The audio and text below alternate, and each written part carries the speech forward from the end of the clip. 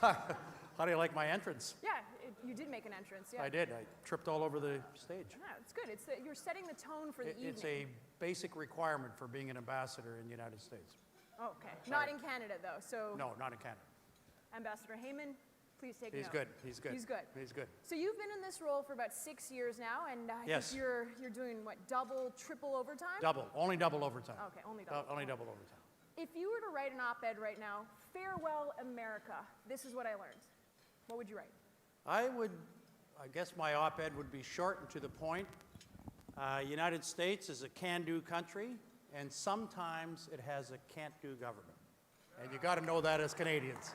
So that's why we need people like the Canadian American Business Council, because they help us inform decision makers in Washington about the importance of trade, regulatory reform, sensible borders, etc. So this organization here is extremely important because we work together to go onto the Hill and talk about the merits of working in the public interest. Is there going to be anything you're going to miss from D.C.? Oh, it's a great city. Something that maybe we wouldn't know about you? I don't think, no, I love Canada. I love the Canadian Shield. I love working in Washington, and after I'm finished being an ambassador, I plan on being a volunteer with the Woodrow Wilson Institute, co-chairing with David Jacobson. We're going to bring our band out of the garage and play again. And so if you want us to be speakers, we're there for just free beer and a free meal in the future. So. And you'll be okay getting on the stage when you perform, right? I'm going to go up the steps next time. Okay. I'm sorry. I learned my lesson. The U.S. Commerce Department did release some data very recently stating that Canada has essentially been dethroned as the U.S.'s largest trading partner. Do you see that as all bad news, or are there opportunities there to be had? Canada is still the #1 customer for the United States. And I think sometimes we use this jargon on trade, two-way trade, and, kind of get all these numbers. And I think in terms of North America, I strongly believe we should talk to each other as customers, because that is more relevant to the discussions we're having on the Hill and around the U.S. I think most Americans would believe that China is probably their biggest customer. But it's not true. Canada buys more goods from the United States than the whole European Union put together. So I use this kind of language when we try to articulate our position. And Mexico is the second largest customer of U.S. goods. So we've got to, in my view, NAFTA is not a done deal in the United States, even though it's over 20 years old. And one of the ways to rebrand the neighborhood of North America in a positive trade way is to talk about being each other's best customers. And I think that's more important than the latest commerce report that you just cited. Now, I hope my numbers are right, because you're going to correct me tomorrow. Nomura Securities actually came out with numbers, and I think it's 20% for Canada, 15% for Mexico, and Yes. 9% for China. So yeah, you're right. Okay, good. Thank God for that. Because I wing it, Just don't tell it. You're Oh, okay, still cool. ambassador. You don't want people okay. to know that. So if we were going to talk about, we're talking about trade, Yes. what about beyond the border? Well, the I think relevance of beyond the border, let's say. beyond the border is extremely important, in my view. We did not have a plan, a cooperative plan, going into the horrible incidents of 9/11 and after 9/11. After 9/11, John Manley had a great relationship with Tom Ridge. After Tom Ridge left, and he was a former governor of Pennsylvania, things went downhill with Chertoff, in my view. And I think it's really been positive to get an agreement to manage risk and trade in a comprehensive way. And we now have a new pre-clearance agreement. We never did have a legal agreement, by the way, when you go through the airport with the United States.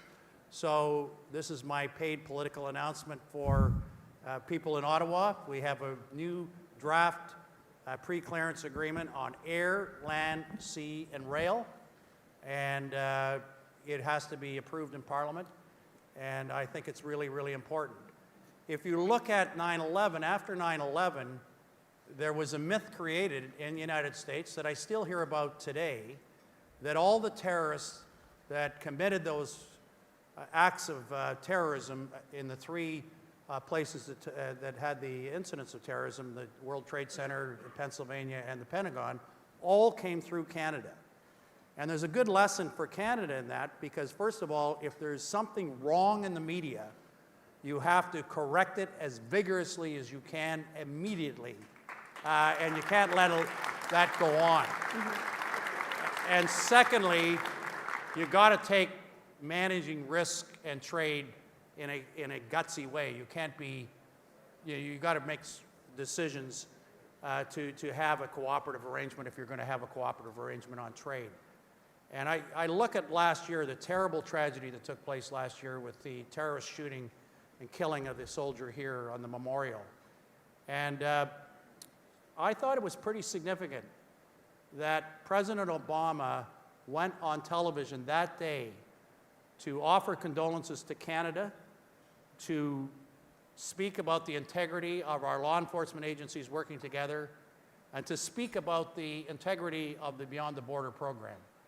And that, when we look back at 9/11, we didn't have a U.S. leader standing up talking about the integrity and partnership of Canada and the United States.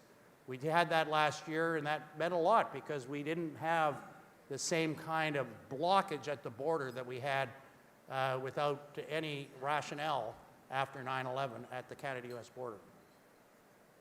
Are you concerned that this initiative that you worked so hard on could potentially be overshadowed in the near future with TPP? Well, I think they go together, and again, I respect Parliament. There's two items that will go to Parliament potentially. They won't be approved without Parliament. And so the Beyond the Border plan goes to Parliament, subject to the new government's recommendation. And that is something I totally respect because they have the mandate from the Canadian public and should work accordingly. On TPP, there was a lot of I just want to say to all my friends that are pundits in the room, I think we were told they would never get to the table and we'd have to give away cows. We'd have to give away every cow in Canada to the United States and the dairy lobby, and this would happen, and we wouldn't get trade promotion authority without having a precondition. And all the way through that debate, intellectual property was one of the biggest issues getting to the table, at the table, and will be a debate, I'm sure, in Canada and in the United States in terms of what's there and what it means. But I do know the new government, there's a signature for all the parties, but that does not mean it's going to be approved. So I want everybody to know that a signature to attest to the document does not mean a ratification in the Congress or the Senate or in Canada. It will be decided by the Cabinet and Parliament, and that's very healthy and as it should be. But they work together; they don't work apart. Okay, Okay.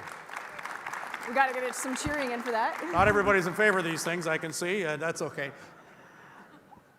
I'm going to only ask one question about Keystone because I'm going to do it. I'm going to do it. Yeah.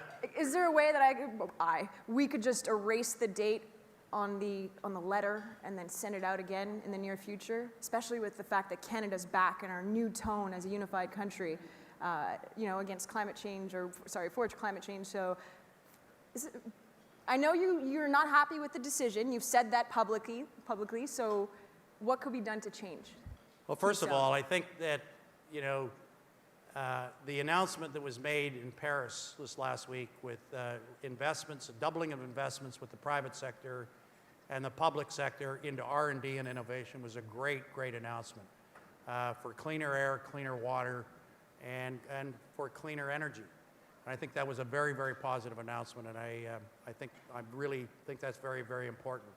Secondly, on North America, we, in my view, have to work together beyond partisan politics on energy efficiency, which we did with light vehicles, energy renewables, which we just had an announcement on hydro in the EPA rule on Coal plants didn't get the same media coverage as Keystone, but it will be very important for renewable energy, particularly in northeastern United States. We have to work together on gas, and that's controversial in the United States. The American administration does not want to get in the middle of state debates on fracking and not fracking, even though they want gas to displace coal and lower emissions that way. We have to work together, I think, on oil. Canada's gone from 19% so-called foreign oil to 45% foreign oil by, and I don't even consider ourselves, foreign, but we are foreign oil under the definitions just in this last August period on a smaller base because there's domestic increase in the United States. And we've got to work together on climate change and our targets in this neighborhood. And so I very much believe that you can't have one rule on oil in one country and another rule on oil in another country or gas if you have similar targets on climate and emissions. And that's what we did in light vehicle emission standards. And I think there's open water, he says, to get that done in the next period of time. I know Minister Carr is very aware of that and very, very seized with it. I think the government's very seized with this opportunity. What are you hearing in Washington right now with the tone that Canada has been taking as of late? I just mentioned that Canada's back, so are you hearing anything? Anybody saying anything that can Well, they're all over improve the world right now. Well, They're not in Washington. It's like a... the relationship between the U.S. and Canada, that's the reason why we're here this evening. There's very positive media in the United States, and I think you know that. But, beyond the media, that's why I mentioned the announcement that was made on doubling the innovation fund, the R&D fund, in the climate change announcement. That is, I think we should, in my view, at the end of the day, it's really important to have products and results and announcements that are really very long-term in nature and very, very meaningful. And so when I talk about what do they say in Washington, well, what I say from Washington, I was really, really pleased to see the announcement in Paris on the R&D investments and innovation. And I think as a former premier and as now as ambassador, this is great for Canada, it's great for North America, and I think it's great for the world because we can regulate and regulate and regulate to deal with emission targets, but innovation, innovation, and innovation will get us there. And I think that's why this announcement was so very, very important. I feel like we should just end on that note, that powerful note. Thank you. Thank you very much. Thank you. Thank you. Should we take the stairs? Yeah, I'll take the stairs.